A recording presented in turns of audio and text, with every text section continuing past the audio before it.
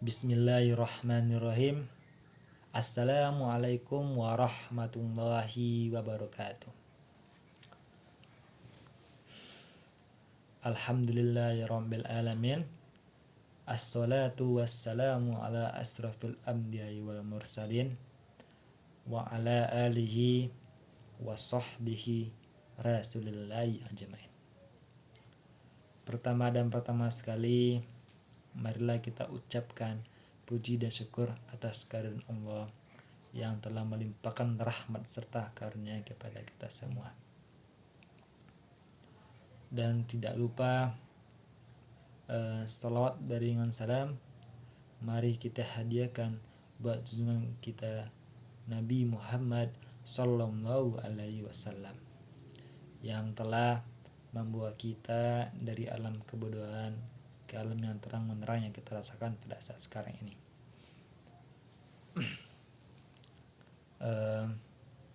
Pada kesempatan kali ini saya akan menjelaskan atau memaparkan sebuah hadis yang menjelaskan tentang tanda-tanda seorang dapat dikatakan sebagai munafik.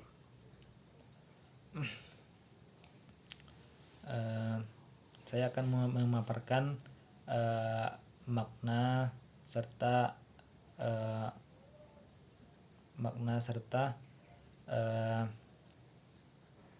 apa manfaat hadis ini terhadap pendidikan. Dan adapun video ini saya buat untuk memenuhi tugas mata kuliah hadis tarbawi dengan dosen pengampu Bapak Dr. Zulhadi. Baiklah, langsung saja. Yang mana hadisnya? Bismillahirrahmanirrahim. Hadits Abdullah ibni Amrin radhiyallahu anhuma qala Rasulullah sallallahu alaihi wasallam arba'un man kunna fihi kana munafiqan ghalisan wa man kanat fihi ghallatun minhunna kanat fihi ghallatun min nifakin hatta yu'ahada idza haddasa kazaba wa iza ahada khadara wa iza wa'ada akhlafa wa iza khasama fajara. Rawahu Bukhari wa Muslim wa Tirmizi wa Nasa'i wa Abu Dawud wa Ahmad.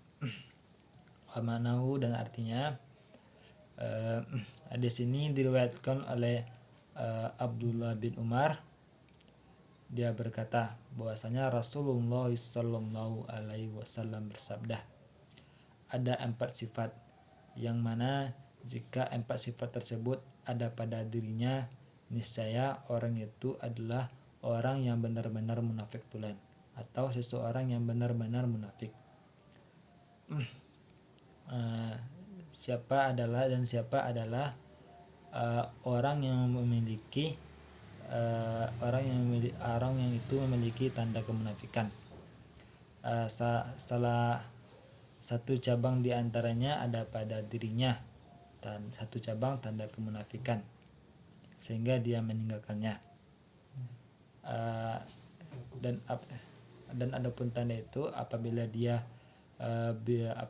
berkata dia berdusta, dan apabila dia berjanji dia mengingkari, dan apabila dia berjanji dia tidak menepati janji, dan apabila dia berselisih dia berlebih-lebihan. Hadis riwayat Bukhari, Tirmizi, Muslim, Tirmizi, An-Nasa'i, Abu Daud, dan Ahmad. Mungkin itu hadis dari tanda-tanda seseorang dapat dikatakan sebagai seorang yang munafik. Baiklah, sekarang saya akan sedikit menjelaskan tentang hadis ini. Adapun hadis ini hadis yang diriwayatkan dari Abdullah bin Umar. Hadis ini menjelaskan tentang sifat-sifat orang itu dapat dikatakan sebagai munafik. Pada hadis ini ada 4 ciri tanda orang dapat dikatakan sebagai munafik.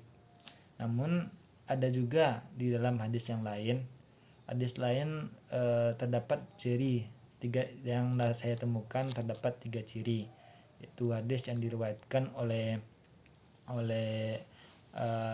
Bukhari dan Muslim, dan adapun hadisnya yaitu ayatul munafiki salasun idza haddasa kazaba wa iza wa'ada akhlafa wa iza tumina khona. Dan artinya tanda-tanda seseorang munafik adalah jika dia berbicara dia berdusta, jika dia berjanji dia ingkar, dan jika dia diberi amanat dia berkhianat. Hadis ini diriwayatkan oleh Bukhari dan Muslim. Dan dalam hadis yang saya jelaskan di awal tadi, dalam hadis ini ditegaskan bahwasanya seseorang itu akan benar-benar menjadi seorang munafik jika yang 4 itu ada pada dirinya yang saya paparkan tadi, yaitu apabila dia berkata dia berdusta, apabila dia berjanji dia mengingkari, dan apabila dia berjanji dia tidak menepati janji, dan apabila dia berselisih dia berlebih-lebihan. Dan hal itu jika terdapat pada orang tersebut, niscayalah dia termasuk orang-orang yang benar-benar adanya seorang sebagai munafik. Dan adapun manfaat bagi dan yang pertama adalah apabila saya akan sedikit memaparkan tentang hadis tersebut. Yang pertama, apabila ia berkata dia berdusta, di mana ketika berbicara tidak sesuai dengan apa yang ia katakan. Banyak sekali berita bohong yang ia katakan, atau ia bagikan kepada orang. Namun dalam konteks ini, ketika mendapat informasi yang belum pasti kebenarannya, maka di sisi kita harus tabayun terlebih dahulu, khususnya ketika berita itu datang dari orang yang fasik. Jadi kita sebagai seorang muslim, kita itu harus pandai-pandai dalam menerima informasi.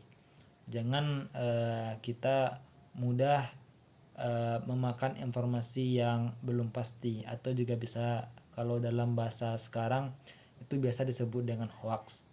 Mungkin itu. Jadi untuk itu, sebelum kita mendengarkan perkataan orang itu, sebelum kita memastikan atau mengiyakan, atau kita pokoknya kita itu harus tahu latar belakang orang tersebut. Jangan kita asal mengiyakan karena belum tentu yang dikatakan orang tersebut benar adanya. Yang kedua, apabila dia mengadakan perjanjian kontrak, dia tidak menepati janjinya, ataupun dijelaskan pada hadis lain ketika diberi amanat dia khianat. Itu seperti yang saya jelaskan tadi, bahwa hadis lain tadi ada 3 tanda, yang mana di sana apabila dia berkhianat, apabila dia beri amanat dia berkhianat. Yang ketiga, apabila dia berjanji akan sesuatu tetapi dia menyalahkannya. Salah satu contoh adalah berjanji akan datang ke masjid, seperti itu. Berjanji akan membayar hutang tetapi dia tidak menepatinya. Kita harus pilih-pilih lah kalau soal berjanji. Adapun dapat kita ketahui bahwasanya kita itu berjanji itu sama dengan kita berutang. Jadi kita jikalau kita berutang haruslah kita bayar, seperti itu. Janji itu harus ditepati. Jangan sesekali kita tidak menepati janji, karena itu juga termasuk dosa lah. Yang keempat, apabila dia berselisih, dia berlebih-lebihan, bersikap tidak semestinya. Rasulullah Shallallahu Alaihi Wasallam mengajarkan kepada kita untuk saling meninggalkan hal yang tidak bermanfaat. Hal yang tidak bermanfaat seperti berselisih. Jikalau kita membuat perselisihan di antara umat, itu akan menyebabkan dosa yang sangat besar. Dan itu dapat menimbulkan perpecahan di antara sesama kita. Yang diawali dengan perselisihan kecil, hal itu dapat menimbulkan perselisihan yang amat besar. Dan adapun kaitan hadis ini dengan pendidikan, di antaranya yang pertama, hadis ini membicarakan tentang materi pendidikan tentang iman, di mana seseorang tidak boleh menjadi seorang yang munafik. Tentang klasifikasi manusia mengenai orang-orang munafik. Jadi di sini membicarakan, menjelaskan, juga memaparkan bahwasanya tanda-tanda seorang munafik itu ada 4, yaitu apabila dia berkata dia berdusta, apabila dia berjanji dia mengingkari, dan apabila dia berjanji dia tidak menepati janjinya, dan apabila dia berselisih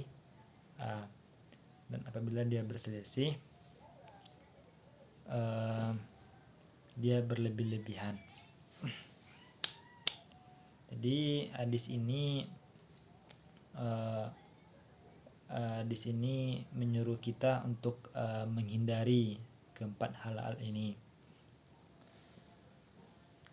Dan di sini menjelaskan bahwasanya mengajarkan untuk peserta didik untuk meninggalkan hal-hal tersebut, karena hal itu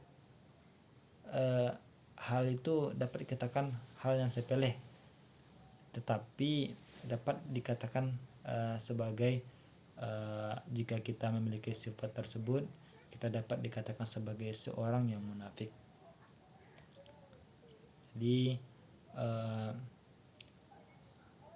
seperti dapat kita ketahui juga, banyak juga siswa yang memiliki sifat-sifat ini. Kita tidak dapat mengetahui hal tersebut karena itu tuh tidak dapat dipaparkan dengan fisik, karena itu tuh kan termasuk ke dalam sifat sepertinya.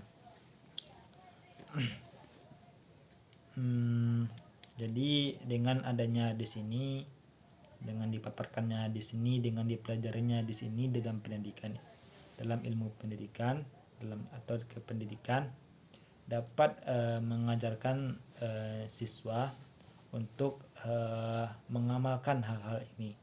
Jikalau hal-hal ini terwujud dan terhindari oleh para siswa, hal itu dapat membuat watak atau generasi muda yang maju, yang anti korupsi, seperti itu. Dan yang kedua, kaitan hadis ini dengan pendidikan, diantaranya metode pembelajaran,